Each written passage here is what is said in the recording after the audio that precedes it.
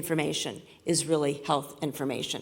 So all the sensors that we have and all the kinds of apps and things like that that we're creating information, and so that's also a source of health information. And how do we utilize that? And how do we incorporate that in our conversations with our physicians? And how do we not make it a burden for physicians as well? And also that there is dissonance in the space, in that there's a lot of competing priorities. Clinicians may or may not have the information or education that they need or the time. Patients feel sometimes that they're dismissed and go to the internet and other places for information that, again, may or may not be credible. And again, there's other interests that are trying to vie for our attention as well. So what did we suggest? And again, the groups had some really wonderful suggestions.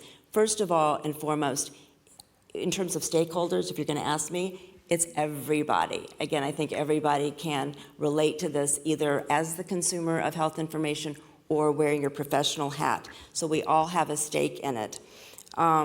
It was really interesting. There was a kind of a common thread that we needed the subject matter experts, the researchers, the clinicians that are doing the work to provide the guidelines for that information and denote some kind of credibility. And what I didn't know, and again, fun fact, is that at least in Europe or at least the UK, that when you get a grant for research, you actually have to publish not only the scientific information or in the scientific journal, but you have to make a lay edition as well. And I thought that that was brilliant, actually. So using that kind of model, how can we, again, get the sources, the direct sources to the individuals as well? In terms of the digital health, obviously privacy protection is a huge issue, especially for women's health.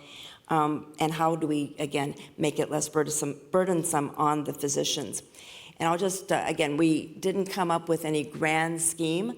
I shouldn't say that. We actually did, in my second group, talk a little bit more about the specifics, and that is a kind of a fantasy where you would have a one-stop shop for basic health information, knowing how our bodies work, because we can't rely on the educational systems, we can't rely on government, for example, but just a nonpartisan place to find out about our bodies, but also searchable information that you need at the time that you need it, and that it's updated and it's transparent as well.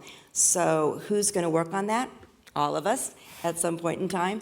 And the one thing that we did that, again, was a really key point, I think, in terms of what's the watch out and that who's missing. What are the missing voices in all of this? And so I think that was a really key reminder that we really need to keep that in mind.